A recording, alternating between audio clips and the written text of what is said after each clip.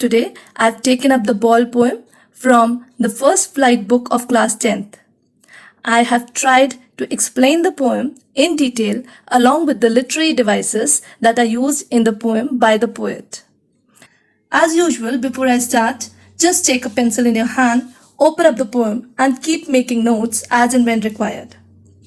The ball poem has been written by John Berryman. He is an American poet and a scholar. In this poem, the ball symbolizes our family of friends whom we love a lot. And the loss of ball symbolizes their death or their moving away from us. So the first 4 lines of the poem go like this. What is the boy now who has lost his ball? What is he to do? I saw it go merrily bouncing down the street and then merrily over. There it's in the water. In these lines, the poet is asking the readers a question. The poet has seen a boy who is playing with the ball and the ball is rolling away from him. The ball goes bouncing down the street and then into the water. The question that the poet asks is that what the boy should do as his ball has slipped from his hand and has gone into the water. This is the meaning of these 4 lines. Now, let's see the literary devices that the poet has used here. First is anaphora. Anaphora means a word or a phrase that is being repeated in 2 or 3 lines at the beginning. So here you see the word what and merrily are repeated at the beginning of the lines. So this is the usage of anaphora. The second device that is used here is imagery. Means the poet is able to create a similar snapshot in a reader's mind. It doesn't mean only visual imagery. It can appeal to any of our senses. So look at the line that says, merrily bouncing down the street. Here, the poet has used imagery. Next literary device that comes here is repetition. In the line, what is he to do? So here, the word what is being repeated. So, this is repetition that is used here.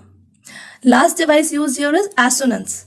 You remember assonance means repetition of vowel sound. So look at this line. What is the boy now who has lost his ball? So here the sound of O is being repeated. Hence, this is the example of assonance.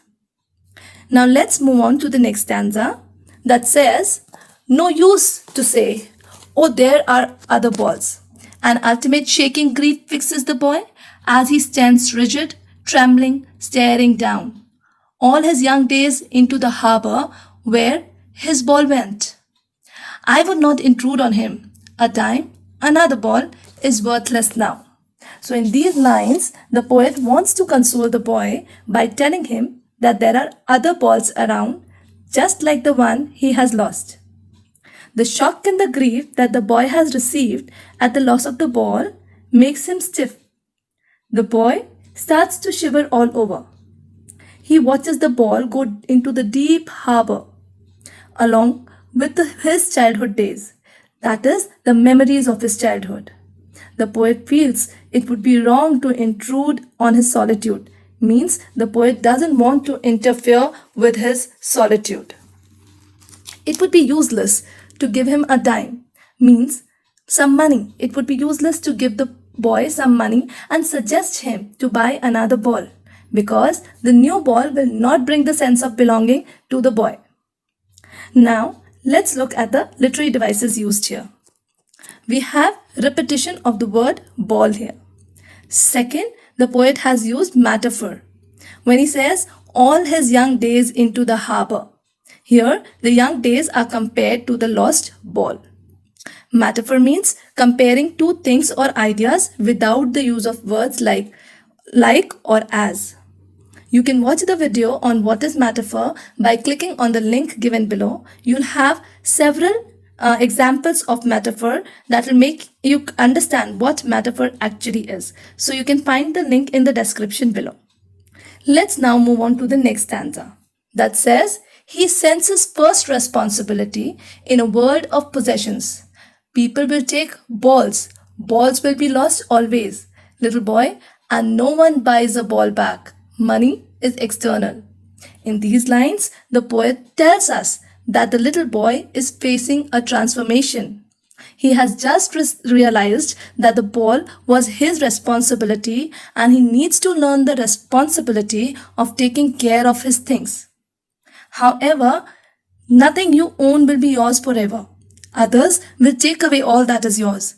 No one will buy another ball for you. It will get lost or go away from you on its own.